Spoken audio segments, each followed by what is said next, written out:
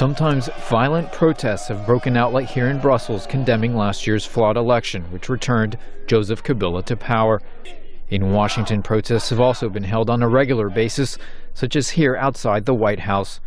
Former 2006 presidential candidate Georges Alula has been coordinating some of these protests using social media. He has also prepared documents like this neatly organized binder labeled the Congo Recovery Program. Alula has presented his proposal to U.S. administration officials, hoping they will respond more firmly to what is taking place in the U.S.-aided Congo, where violence continues in the mineral-rich east. We have seen strong position from the Obama administration concerning the Ivory Coast, concerning Libya, concerning Syria. We have the news in Syria every day in the news. But what's going on in the Congo? We provide the material that we use for the communication over the world. The storage capacity coming from Colta in Congo. We deserve your attention. We deserve people and the world attention toward what is going on in Congo. Mr. Kabila, who has been in power since 2001, has now won 2 successive violence-marred and controversial elections.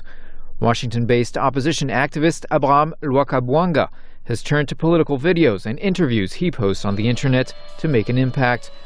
The activist for the Apareko opposition party says it is a duty for the 5 million or so Congolese outside the country to play an aggressive role. He thinks Mr. Kabila's security forces are too harsh for any protest to have any impact beyond a rising death toll. Still, he remains optimistic that, like the former Congolese and once U.S.-backed dictator Mobutu Sese Seko, Mr. Kabila will also see his days in power end. I'm optimist. That's who I am.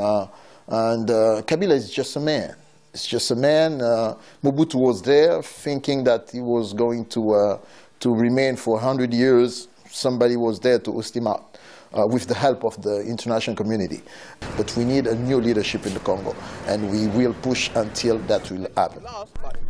Protesters say the deadly violence in the mineral-rich east, involving security forces and proxy militias, which has been taking place since the late 1990s, should be labeled genocide, and that would bring more needed attention to Congo's many problems. Nico, Colombant, VOA News, Washington.